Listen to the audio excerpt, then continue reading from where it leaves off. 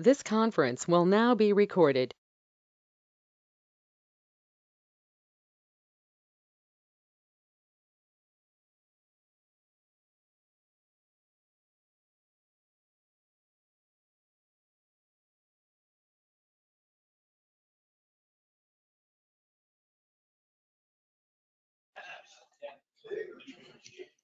Mr. Chairman, we have reached quorum. Sounds great. Well, good afternoon, everyone, and welcome to the meeting for Tuesday, September 14th. I want to welcome everyone here, and we will move on with the agenda today. So the first item on the agenda is the approval of the September 14th, 2021 meeting. I move that we approve. So I have a second. We have a second from Councilman Fry. Any discussion? Seeing none, all in favor, please state aye. Aye. Opposed, same sign. Motion passes unanimously. The next item is the meeting minutes from August the 10th. I move that we approve. We have a motion from Tom. Any discussion? Seeing none, all in favor say aye. Aye. Opposed, same sign. Motion passes unanimously. The next item on the agenda is our director's report. So I'll turn it over to Chad. Thank you. Thank you, Mr. Chair and members of Transportation Policy Body. Good afternoon. Just a quick overview of today's meeting as well as few updates for you. Let me go to the next slide, I think. The first update is, the CRISA funds and Highway Improvement Program funds and year-end balance funds, and I'd like to request Nick to provide a status update. Nick. Yes, on Friday of next week, the 24th of September, the 6-member WAMPO Project Selection Committee will meet at 9 a.m. here but also with an online option to decide on which projects will receive funding, or which projects they will recommend for funding through the Coronavirus Response and Relief Supplemental Appropriations Act, the Highway Improvement Program distributions from 2020 and 2021, and the year-end balances for Service Transportation Block Grant, congestion mitigation and air quality, and transportation alternatives for this last year. The plan is that those recommendations will be voted on by the Technical Advisory Committee at their meeting on the 27th. That's the Monday after, and then those will be submitted to this body at your October meeting for final approval, and that then any resulting TIP amendments from these distributions will be part of TIP Amendment 5 for the current TIP, which will be a scheduled amendment, not a special amendment. As it happens, the call for changes for that TIP amendment cycle will coincide with the time that of the meeting for the Project Selection Committee, and so in which case the final approval of those TIP amendments, if all goes according to plan, would be in December. And so, any questions on that matter? Thank you, Nick. Oh, any questions? Okay. Next slide, please. We have possible MTP amendment, Metropolitan Transportation Plan, the long-range transportation plan. Every 5 years, long-range transportation plan is adopted. It's an effort by getting all projects together from the region as state projects. At times, it happens that between these 5 years, there are certain projects that need to be included in the MTP, and in such cases, MTP amendment occurs because of the IKE program and IKE development, state development of projects. There's potential that we are working with our partners in state for a potential MTP amendment in a short notice in the next week or so. This week, we will keep you posted by next meeting on the status of this amendment as well. And on the same note, most of the activities fall under 3 categories. I would like to remind you as your secretary that long-range transportation plan activities and short-range transportation plan activities and administration, that's UPWP, Unified Planning Work Program. The one that Nick just discussed about reserve funds, they belong to the short-range transportation plan, the TIP development activities. And this amendment is related to long-range transportation plan. And there's one agenda item today that's safety, the safety development plan called Vision Zero. That also falls under long-range transportation plan, just to keep things in perspective. Nick, next slide, please. There's a couple of updates as your secretary I would like to provide to you what's upcoming in the next few months. Staff is working on Unified Planning Work Program amendment. You know how initially at the beginning of this year, you have approved funding for operations in WAMPO through UPWP. Now what happens is over a period of time, did the proposed spending occurred exactly or were there changes? And if there are any changes, they are incorporated as an amendment and that document will be brought to you for approval for making those resulting changes between what is proposed and what occurred. So that's upcoming in the next few months.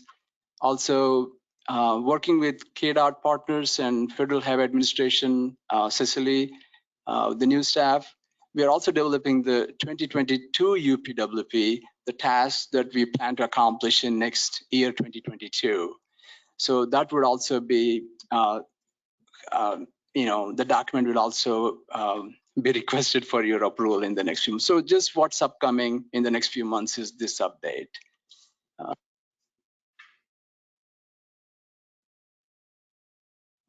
On this note, members, there's an item today on Vision Zero that is, transportation system safety improvement, how the crashes can be reduced on the system, how safety can be improved. There is a potential that next year there is some funding available. So I would like to discuss with jurisdictions whether, jurisdictions can partner for a study or so, contributing like 80% of the funds can be contributed from UPWP 2022 budget, and some portions of 20% can be contributed either if any jurisdiction is interested, like a city of Wichita or Derby or any jurisdiction who wants to join WAMPO staff in conducting a study such as safety study. So that discussion can occur during the item presentation, just to give you a heads up on what is a safety study and what is the budget that we are talking about. So next slide. Okay, thank you. If you have any questions on earlier topics, happy to clarify. Hello, everybody. Just wanted to remind everyone that our bike and pedestrian count is coming up on September 23rd and the 25th. And we currently have 57 volunteers for that, covering each site at least one day. We are still open to around 9 volunteers as well to get coverage for both days at each of the sites. But if you have already signed up, don't forget to pick up your packets in the WAMPO office. And I believe that is it. Thank you. Thank you, Mr. Chair. That's all. Well, thank you, everyone, for those updates. The next item on our agenda are public comments. Does anyone here in the audience or online wish to speak during public comments today?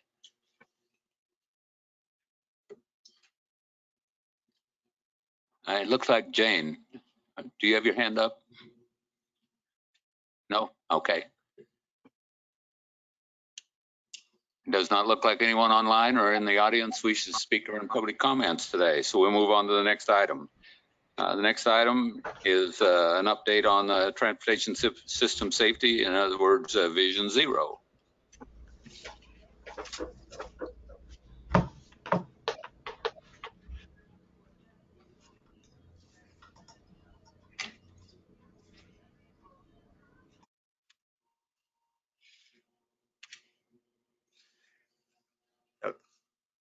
Vision Zero is not a specifically defined thing in any general statute, but rather a broad term for a set of strategies that many local governments and metropolitan governments and state governments have adopted over time for the purpose of traffic safety. These strategies, as the name implies, set a goal of eventually reaching 0 fatalities and 0 serious injuries from traffic crashes. And to that end, deprioritizes roadway capacity and travel speed, and accounts for the fallibility of human behavior, i.e., no matter what traffic laws you put in place, some people will eventually violate them, or at the very least, become inattentive. And it uses a systems approach, incorporating measures across many different policy areas, not just obvious things like enforcement and roadway design. Although they do not use the specific term Vision Zero, the Federal Highway Administration endorses efforts in the same vein, and they consider metropolitan planning organizations to be well positioned to take part in these efforts. As indicated in the publication, Transportation Safety Planning and the Zero Deaths Vision, a guide for metropolitan planning organizations and local communities, found at the URL that is on the screen right now. There are various possible ways that a metropolitan planning organization such as ours could contribute to Vision Zero efforts. One major way is by being a coordinating agency for a coalition of local governments, such as through our already existing Safety and Health Committee. Or we could also increase the emphasis on safety in our Metropolitan Transportation Plan and other planning documents. And we could dedicate resources to marketing safety goals to the general public across the metropolitan area. Furthermore, we already have safety-based performance measures that we are required to report to the federal government, for which we set targets, and we have the option of setting more ambitious targets for those going forward. Now, obviously, we would not go immediately to setting targets of 0, but we would try to move in that direction step by step. Furthermore, when selecting projects for the MTP or the TIP, we could assign weights to projects, as has been discussed in previous meetings, and set scores in such a way that safety measures are given a higher weight relative to other measures than they are currently, as a possibility. Furthermore, we could provide our project sponsors with a list of different safety improvements that could be incorporated into their projects, with the understanding that if those measures are included, it increases their odds of getting funded. It wouldn't guarantee it, but it would increase their odds. And finally, we could put out detailed, up-to-date safety data for the whole region, for use throughout the region, and post it on our website or make available upon request in order to facilitate other safety-related efforts throughout the region by those who are not necessarily directly coordinating with us. And of course, other suggestions are always welcome.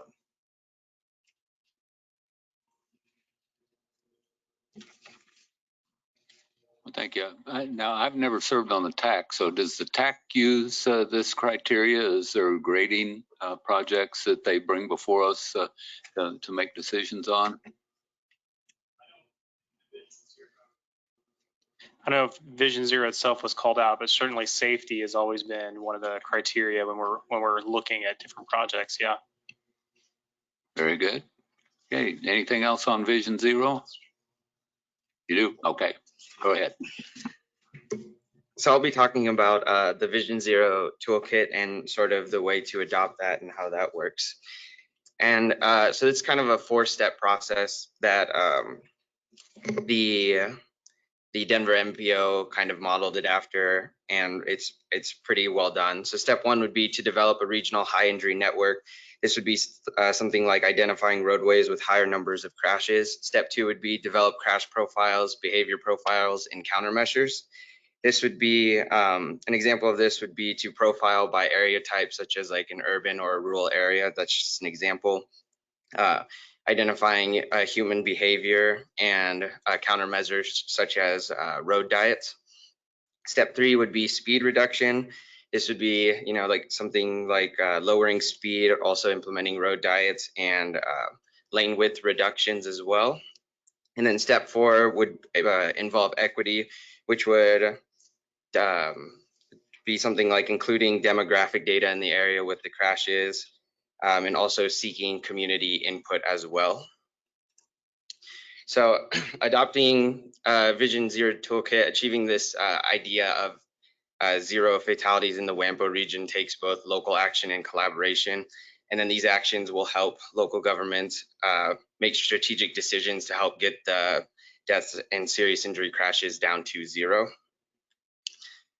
This is some of the crash data for the WAMPO region from 2008 and to 2018 for fatal crashes, and I believe this is in your packets as well. And then there's also serious injuries, which the US DOT defines as lacerations resulting in exposure of underlying tissue, broken or distorted arm or leg, crash injuries from being pinned under a vehicle, 2nd and 3rd degree burns, and paralysis. And then here's the crash data for the WAMPO region from 2008 to 2018. And these are serious injuries resulting in a suspected, or these are crashes resulting in a suspected serious injury based on the previous slide as well. Thank you, Jordan. This next slide is, how federal requirements need MPOs to develop performance measures. This slide indicates a summary of the performance measures that is included in the long-range transportation plan. As an example, the number of fatalities on an average per year is 58.6. So it is measured as rolling averages for 5 years. So we can say approximately between 50 and 60, it varies each year. And then same thing with number of serious injuries, about 147. So next slide, please. So in summary, this is just a update for you, what is upcoming the next year. Under the leadership of Dr. Elizabeth Abla in our Safety and Health Committee, this discussion occurred. We wanted to keep you in the loop what discussion occurred, and we want to take some input from you. And then, as we develop the UPWP 2022 budget, we also wanted to see if some budget can be allocated for safety in conjunction with our member jurisdictions. So these are the reasons why this is presented to you today. And any input, staff is happy to talk to you. That's all, Mr. Chair. Thank you. Well, thanks for the update, but it's kind of disturbing that in a 10-year period, we had 471 fatal crashes here in Sedgwick County, or in the WAMPO region rather, which is an awful lot. And I don't know if we've got current data beyond 2018, but from what I've seen, traffic is going down, but fatalities are going up from other resources. So I don't know what other things that we can do in order to be able to help move this down. A previous job I had in life, I was chief of safety, and safety is one of my top priorities, and we seem to be going the wrong direction. So any suggestions from staff or from Chad or anyone else on what we can do to kind of reverse this trend? Just within the city of Wichita in this period, it looks like 292 fatal crashes. That's kind of rough when most of the traffic is, there's a lot of traffic on Kellogg and 235 and 135, but there's an awful lot of traffic in other locations also.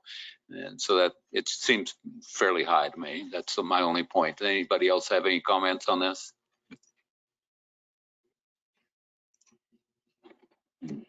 This is the problem. Oh, I agree. The cell phones are definitely a problem. Mr. Chair, it is true. It is true that this is important for all, and it binds us all together. One of the things, what can be done is a great question.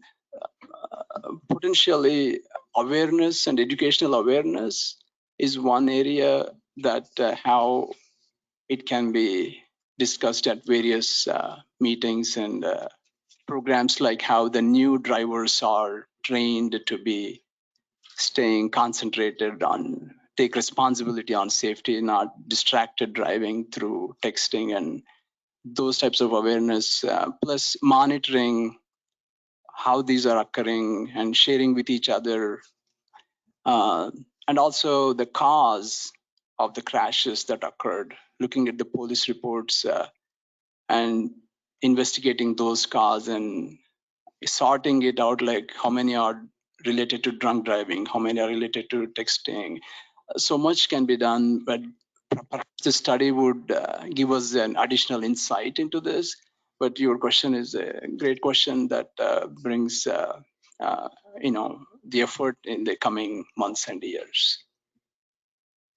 I know in the county that we have a traffic safety engineer. I would imagine the city does too. I'm not certain. Gary's nodding his head that they do.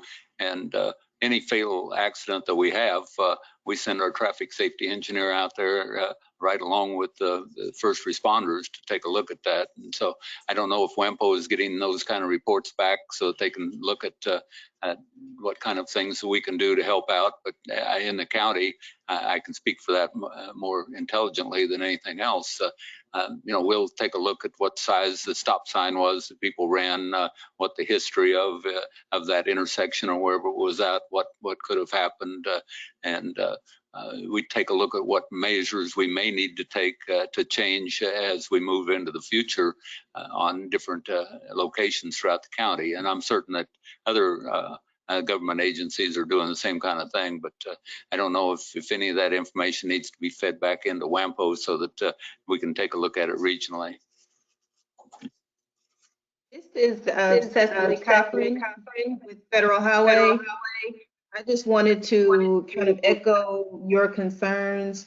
We've been seeing across the nation a significant incline in the number of crashes, not only just in general, but with fatal accidents. And so there has been an initiative to kind of zoom into their focus and figure out sort of what steps each individual place needs to take, because we understand that every city and every county is different.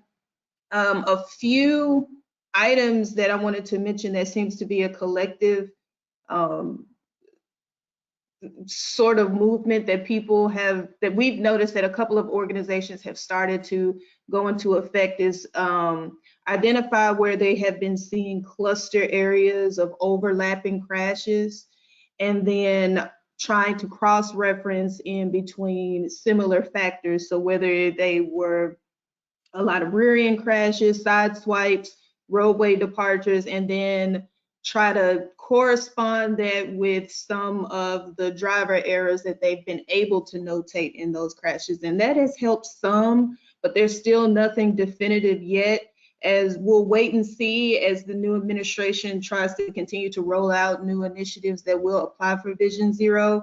But we definitely just want to echo that we share the same concerns of the growing number of crashes in the region. Very good. The main thing, I just don't want this to be a briefing that comes to us and we receive and file. I want to make sure that we take this seriously, and if there's something that we need to do as WAMPO, that we take action. So that's my main point. I appreciate what Federal Highways has to say about it also. Any other comments?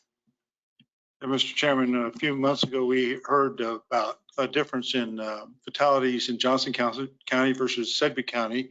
And I know I had talked with Mike Morality about that, and never really found out what differences there were between what we do in Sedgwick County versus Johnson County. I mean, they have a higher population than we do, but seem to have less deaths. So there's something they're doing different than we are, and if we could ever find out what that is, I think it would be a great help for us.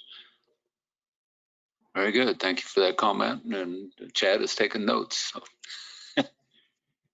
Yes, sir. Oh, I took the note too. Mike and I'll have a talk about that. Hey, any other comments? Very good. I appreciate the briefing. Again, I don't want to just receive and file this.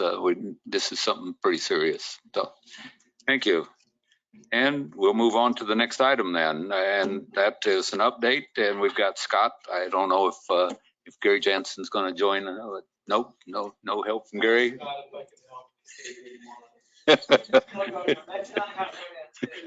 All right, Scott, you're on.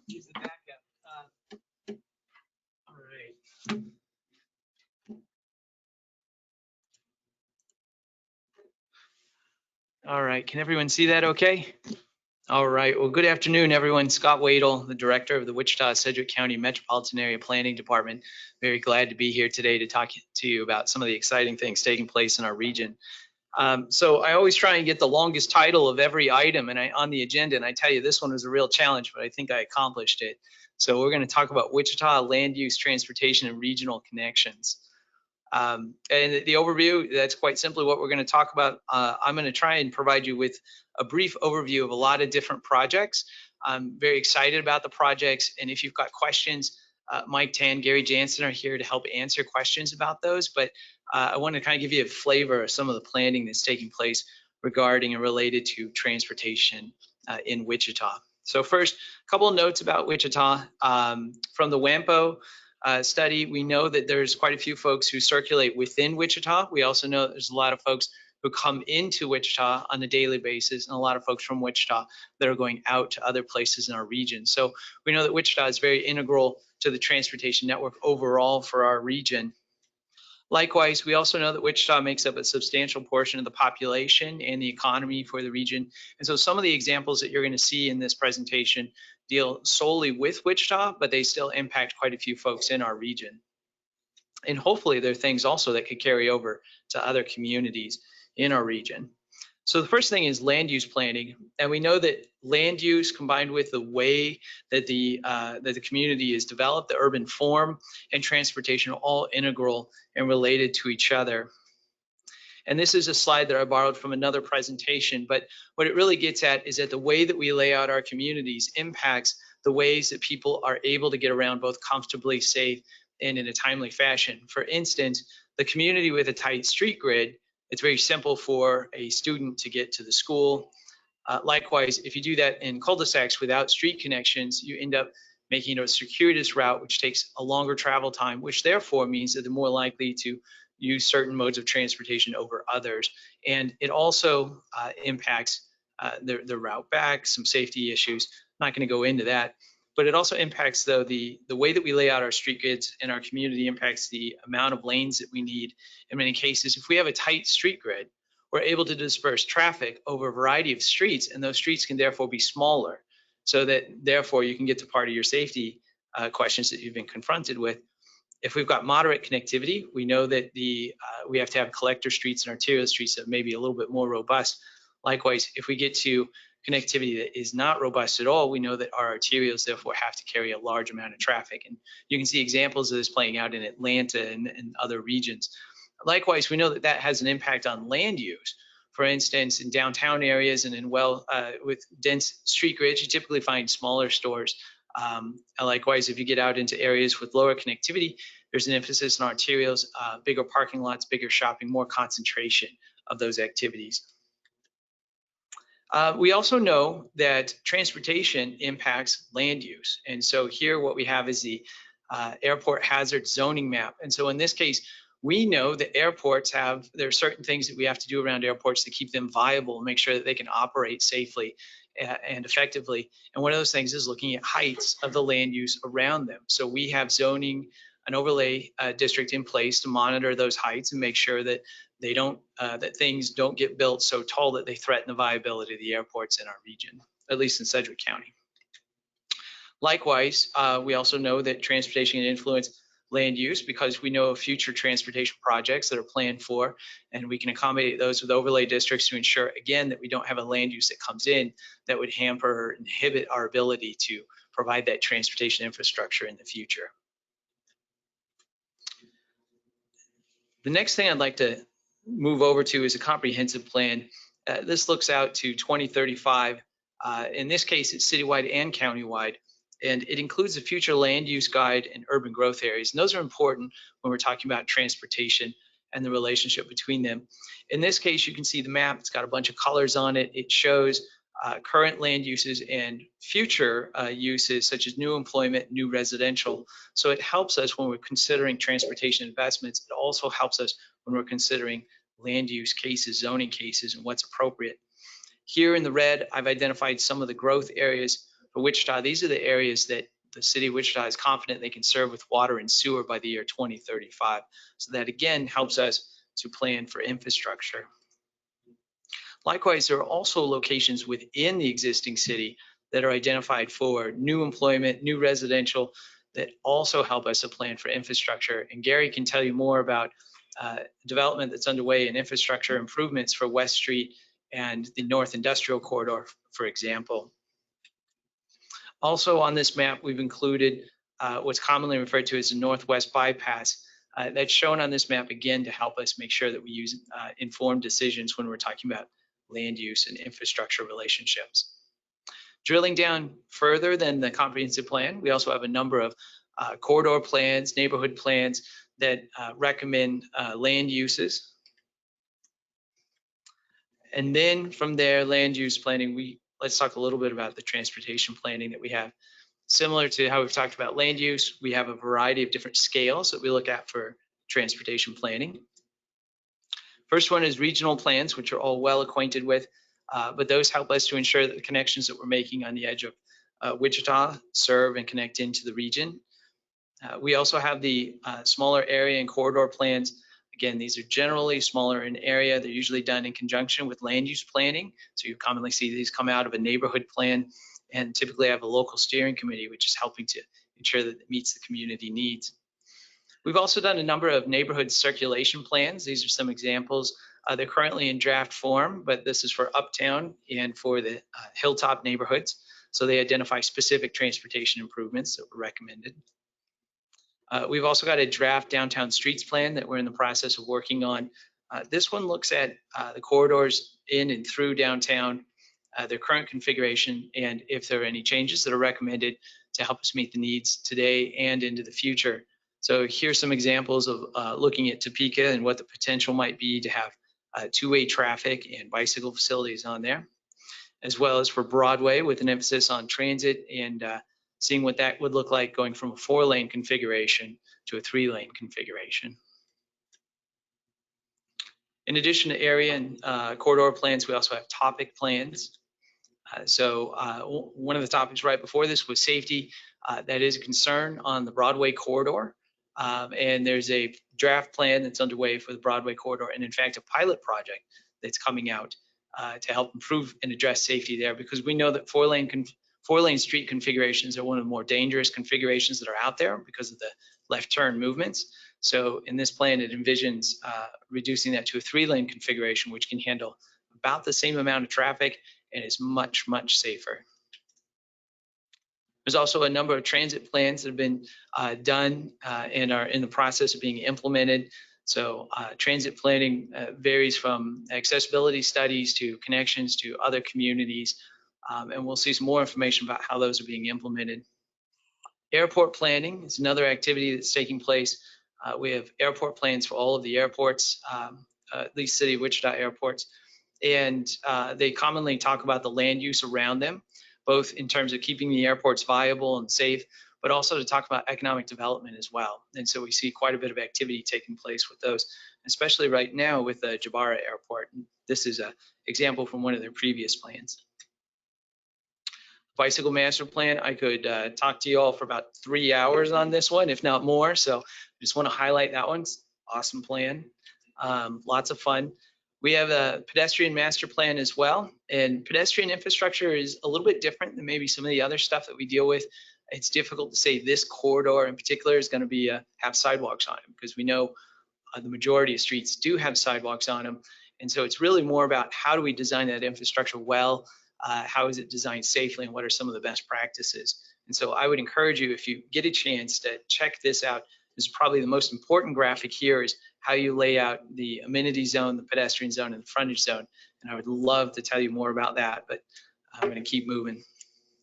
In addition, when you're talking about modes and multimodal, it's also important to consider parking. We have a draft plan that's currently in the works, and discussions related to parking downtown especially, and looking at the demand, the use, the occupancy of parking spaces, and how can that be managed.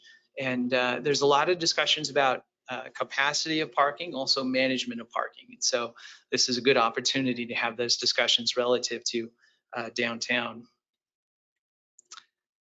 We also have the Places for People plan, which has been formally adopted by both Sedgwick County and the City of Wichita. And in this case, we're implementing it in 3 strategic ways. But I want to highlight that it recommends and calls on development in a way that boosts walkability. And one of the things that we've found out from our implementation work on this is that walkability can, more walkable environments can actually add to the tax base. And one of the reasons why they do that, and they add to the fiscal resiliency of our communities, is because there's less parking. And a reduction in parking means that there's more land area for development to take place on the property that is available, which means that your improvement values are higher, which means that your property taxes are increased. So there can be a real win, but of course it has to be done in a thoughtful way. This plan also talks about the way that we develop our streets and the frontages along there. Also how private development can help encourage walkable environments, such as frontages up on the street. So that covers land use. We've talked a little bit about transportation planning. And then another thing that we do too is pilot projects here in Wichita. So the scooters, I don't know if you can see that map very well, but they're well used. You see them around downtown and other places in town. And it's been fun to see those roll out. Bike Share ICT, sponsored by Blue Cross and Blue Shield of Kansas. And likewise, another pilot project that fortunately has been sustained, providing another transportation option for folks in and around downtown. And then another form of pilot projects that we do is also temporary changes to physical environments. We've not done a whole lot of these, but we've done these on an as needed or a temporary basis, and they've been interesting to see what they look like for low cost trials with short durations. So that covers the land use planning, the transportation planning, and then moving on to regional connections and projects. So of course, one of the major investments that our region has made is in Kellogg. And so we've got some pictures here of East Kellogg and Kellogg overall, which has been improved. The WSU Innovation Campus, some of the buildings that are out there, one of the campus illustrations. The City of Wichita has worked on improving the infrastructure around there, a regional asset with Oliver and 17th Street, and a variety of the signals. And there's more planned there too to help integrate and provide better connections in and around the neighborhoods there. Amtrak, which has been an exciting conversation, which has been taking place in our region.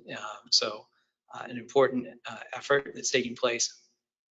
In a similar vein, but maybe a little bit different, is the electric buses and the electric bus fleet, which Mike Tan can talk all about. Also, the multimodal facility coming up in Delano, soon to start construction, right, Mike?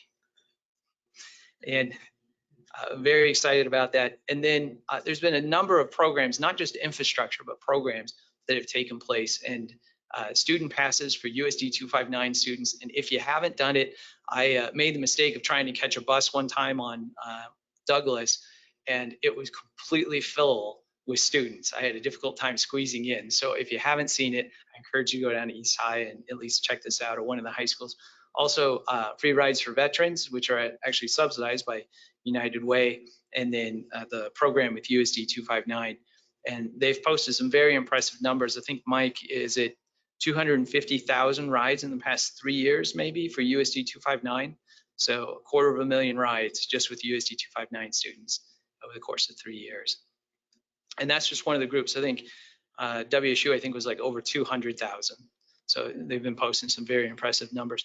The Redbud Path, ironically, I don't have a great photo of people using this, but I can tell you from personal experience that on Sunday mornings, if you try and ride, you'll have to slow down because there are so many people out on the path using it that you just, dog walkers and all kinds of stuff. And it's been a great connection between multiple communities. We have the North Junction project, which is getting underway. And then we also have the connection of 235 in Kellogg. So there's been quite a few very impressive infrastructure projects related to highways and interstates. So that is a very, very brief overview. I'll stand for any questions. And of course, I'll defer them then. I'll stand for them, but I'll defer them to Gary and to Mike for answering. So thank you. Any questions? We don't want to talk about our bicycles or anything? Everyone knows better than to get me started on that. So. Well, very good. Well, I appreciate the briefing today, Scott. Right now on our schedule, we have one more from Sedgwick County coming up next month. And that pretty well takes care of our all of our different communities that are involved. But what I've asked Chad to do is, because transportation involves so much around economic development, I've asked them to move forward a little bit more and invite GWP, the Greater Wichita Partnership, to come over and brief us, and ask the Chamber of Commerce to come over and brief us. And if anyone could think of any other organizations that that depend on transportation in order to move goods, services, people, those things that develop the economy in our region, let me know, and we'll invite them over to speak at some time in the future. But again, Scott, thank you. You're not our last briefer. I don't know exactly. Sedgwick County hasn't told me who's going to brief next time. And Scott may well be back next time, because remember, that's a joint department that he's in. So he may have an opportunity to come back and speak with us again. But I appreciate it very much. Thank you.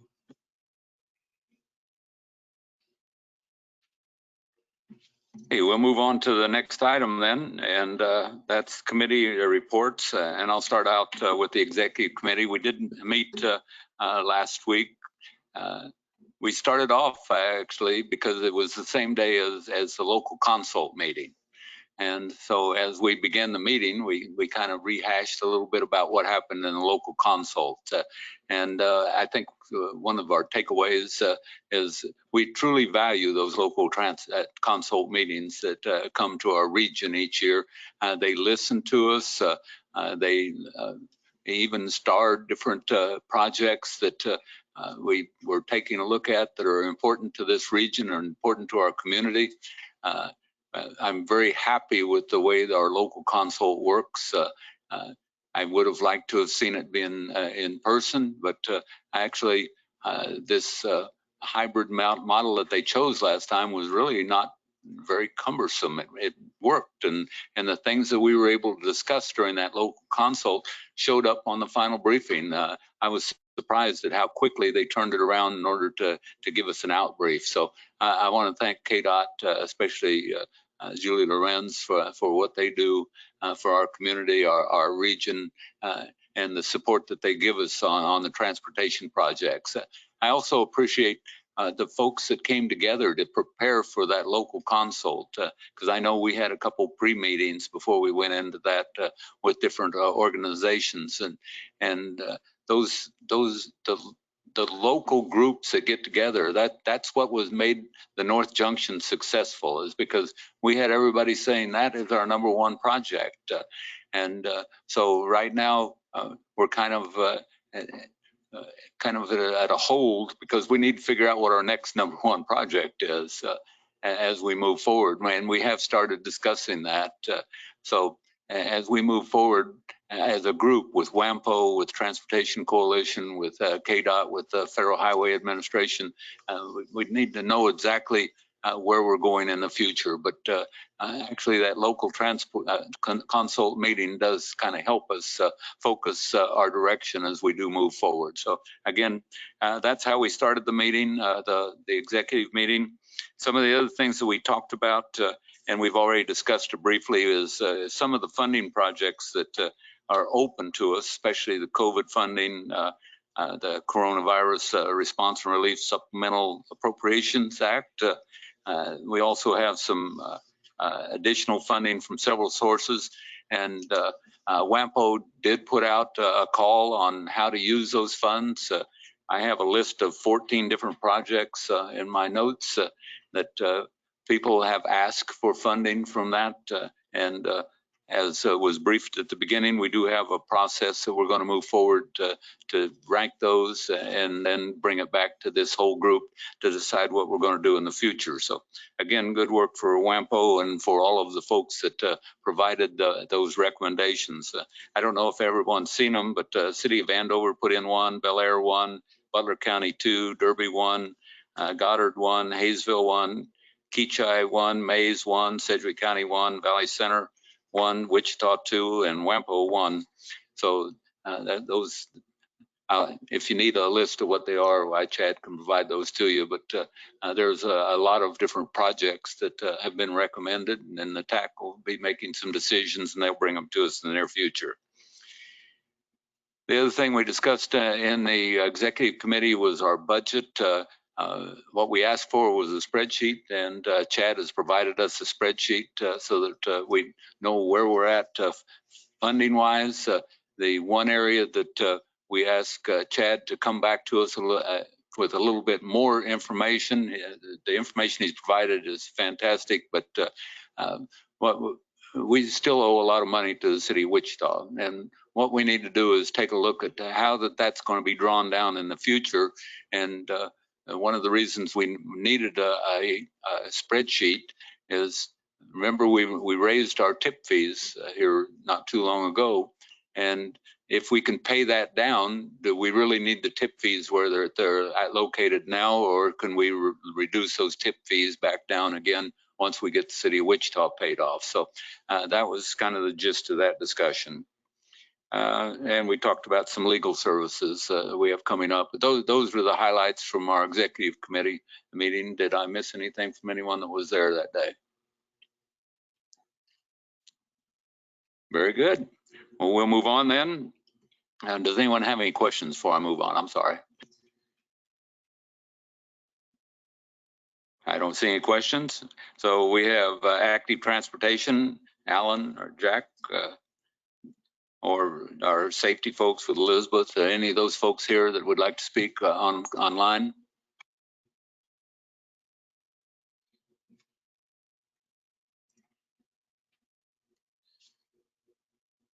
I don't see anyone, so we'll move on to KDOT Wichita. Is Tom Hine on? I am on. I'm having a little bit of internet problem, so I'm just going to come to you with my microphone. Scott mentioned in his presentation about East Kellogg, and the good news there is that project is beginning to wind down. It finishes this year, late this year, but the new eastbound US 54 ramps to the Turnpike will open Monday, September 20th. So that's kind of a big milestone for that area. There are some cleanup things, some punch list items that will be done, but we're getting very close on that project, and that's very encouraging. In fact, being fall of the year, we have a lot of projects on Wichita highways that will wrap up, including a 3-year project. The northbound I-235 Green project wraps up this year. That's good news, I think, for everybody that drives that part. Although we do have other inconveniences in that North Junction, but that's our number one priority, so that's okay. The Gold project accelerated phase will go on for another 2 years after this one. We're also wrapping up bridge replacements over the railroad on I-235 down at Southwest Street area. We have a phase 5 of which-way camera, sensor, and message board installations that will wrap up this year. Westbound K96 at Ridge Road, there were a couple of bridges that needed repair, and that's been an inconvenience for travelers who go up Ridge Road, want to go westbound on K96. That ramp has been closed for a number of months now, but it will open later, I think late October probably. Pavement repairs in the Goddard area have been completed, and we're just waiting on some striping to call that project finished. So we're making good progress on some projects, so we'll see fewer work zones, although with our multi-year projects, they work through the winter. That's it from Wichita Metro, KDOT. Well, thank you, Tom. I appreciate the update. We'll move on then to KDOT. Mike, or any of your folks would like to speak today? All right. Well, thank you, Mr. Chair, and thank you for the kind words about local consult. So, here at KDOT, we find tremendous value in these meetings. And similar to you, I thought the Zoom format went well, but we do look forward to future rounds, of course, being held in person. I also wanted to take a second and thank everyone for participating in last week's virtual local consult event. So we had over 100 people participate during the Metro session. I think that's a pretty strong turnout, all things being considered. Lots of great conversations about projects. And personally, I thought it was good to see the Heartland Flyer on the expansion project list. To my knowledge, this is the first time a non-roadway project has been on the priority list, and I think that's kind of exciting. I did want to remind everyone that the on-demand local consult portal will be open through this Friday. Now, what this is a virtual platform that allows you to review the local consult information and provide input on your own schedule. Again, this closes on Friday, and I will go ahead and drop the link into the chat box so everyone has it. I think that concludes the report from Topeka. Very good. Anyone else from KDOT would like to speak? Yes, sir. Thanks, Mr. Chair. This is Brent Turstrup, District 5 engineer. Wanted to go over a couple of items. You mentioned something about safety, what could be done. I do want to mention, and Tom has been very involved in this, the incident management, what we've done over the years with Wichita police and fire, and clearing up incidents when they happen on our highway. Incident on US 54 used to shut it down. Now it's open in 30 minutes. So major improvements have been made. There's other things we can do to keep improving, but it's good to mention some of the things we have done that's been helpful to the people. The 2022 1R will wrap up for our district. We have 18 counties. We turn in about $30–50 million a year. Sedgwick County has that too, and we turned in some to do fix some approaches on US 54. Also, our 2026 bridge projects are being selected, and we have some very good candidates for this area. Some major issue bridges that are going to be addressed. Another thing on 254, we had a safety coalition or safety group formed, a safety study. They provide some recommendations. We're going to be able to do some of those with our maintenance forces, but we're also looking to do a corridor management plan with Sedgwick County, Butler County, and the cities along K254. And that'll set up the stage for that corridor, where interchanges would go, what kind of improvements would happen, what that look like, make it more like a freeway. Just set the stage for right now in planning. But having the corridor management plan in place would allow up to $6 million the state has annually for corridor management type projects. So it'll help that area. And I think that's about the local consult was great. I agree. Appreciate the comments. The other thing, cost share, the next round of local cost share, not local consult, closes pretty soon. The deadline is Friday, September 24th to have your cost share applications into KDOT. Also on C-CLIP, I'd like to say this area and this region did phenomenal on our C-CLIP awards. We had 12 projects this year, and a huge increase in funding for C-CLIP. Had 4 pavement replacement projects, which is major because those pavement replacement projects are what eat up our heavy rehab funding that we can use to do the major overlay on 96 and those other big jobs. So it's been, we've gotten more attention, and we appreciate that. Very good. Thank you for that. And I'm glad you reminded me about the 254 project. Besides the other organizations that I talked about earlier, we do have some coalitions. We got a 254 coalition that works that project. We've got a K96 coalition that's working that. We got some folks working on ARC 95. So there's a lot of other projects, but without these other coalitions that we can get together, we can't advocate at the state and federal level as well. So I appreciate the feedback that we're getting from those other organizations too. Is there anyone else from KDOT that I'd like to speak today? Seeing no one, we'll move it on to Federal Highway. This is Cecilia Cochran again. I am so sorry. I'm trying to cut my camera on, but it keeps shutting off. So I'm just going to use the mic. We are currently, as Chad said, working with WAMPO to finalize the freight assessment program.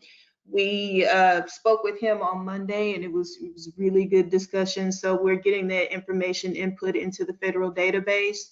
There's probably going to be some new guidelines based on the information that we get, and it's really just going to be tools that may help WAMPO in their freight assessments coming in the future, and then there any other analysis that may be coming.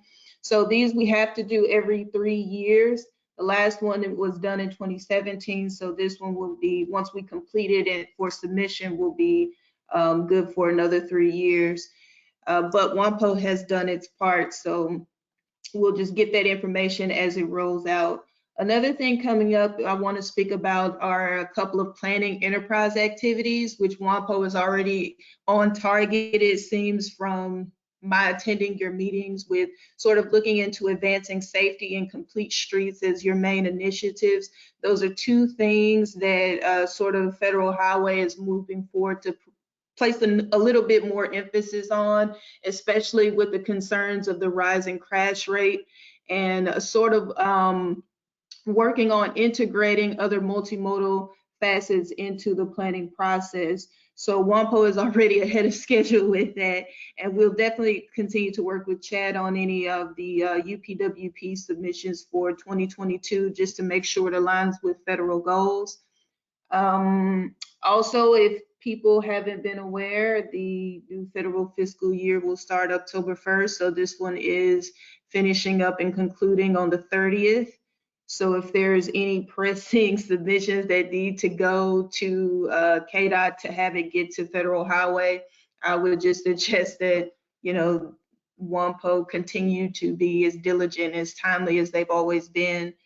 I do not currently have an update on the new infrastructure bill rollout.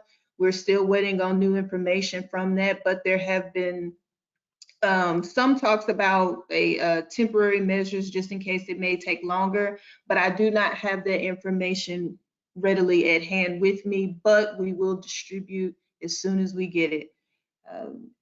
That's all I have for now. Super, we appreciate it. Whenever you hear something about that new infrastructure bill, we're all interested in that very deeply. So I appreciate any feedback you can give us there. I see that Michael Moriarty posted the link. What I'm going to ask WAMPO to do is pull that off of there, because I'm sure not all of us can see it from here. I can't. I can see that it's up there, but that's about it. So if you could send that out to all the members of WAMPO, that link that Michael Moriarty sent to us, I'd appreciate it very much. Okay, I don't see any other updates. Is there any other business that anyone either online or here in the room have that we need to bring up to the entire group?